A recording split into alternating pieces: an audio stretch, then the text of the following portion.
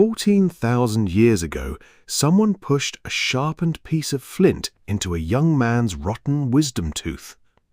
They scraped the decayed cavity, levered at its edges, and chipped away damaged enamel while he was still alive. There were no dentists, electric drills, antibiotics, or modern anaesthetics.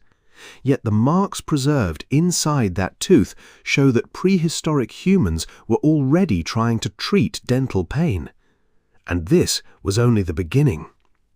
Thousands of years later, people drilled molars with stone tools, and one cracked tooth may even have been sealed with beeswax.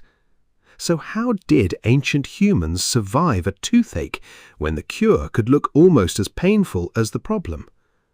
The oldest clear evidence comes from a young hunter-gatherer buried in northern Italy. Researchers call him the Villabruna individual.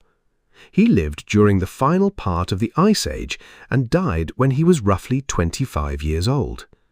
One of his lower wisdom teeth contained a large cavity, but under a microscope, scientists found something far stranger than decay.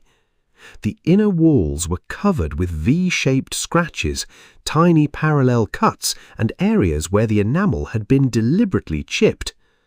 Natural chewing could not easily explain them, so researchers recreated the damage using pointed flint tools. The experimental marks matched. Someone had inserted a sharp stone into the cavity, scratched at the decayed tissue, and levered pieces away. This was not a modern filling, and it probably did not save the tooth, but it may have removed trapped material, reduced pressure, or cleared away some of the painful decay. The tooth also showed that the work happened before death. In other words, this was not a burial ritual performed on a body. A living person appears to have allowed someone to work inside his damaged tooth with a sharpened stone. But tooth problems did not begin with farming. Prehistoric teeth could crack from heavy wear, grit in food, or using the mouth as a tool. Food could become trapped between teeth, gums could become inflamed, and cavities could expose sensitive tissue. Ancient people often used thin pieces of wood or bone between their teeth. These prehistoric toothpicks left grooves that can still be identified today. Some may simply have removed food. Others may have been used repeatedly because rubbing the area temporarily relieved an irritated or painful gum. Then human diets changed. As some communities adopted farming and ate more carbohydrate-rich foods, tooth decay became a much larger problem, and the archaeological evidence becomes even more dramatic. At Mehrgarh, in what is now Pakistan, researchers discovered 11 molars with deliberately drilled holes. These were back teeth hidden deep inside the mouth, so the drilling was unlikely to have been decoration. Some of the holes cut through enamel and into dentine. One person had more than one drilled tooth. The holes ranged from tiny, shallow pits to cavities several millimeters deep, and the edges had become smooth for later chewing. That detail matters.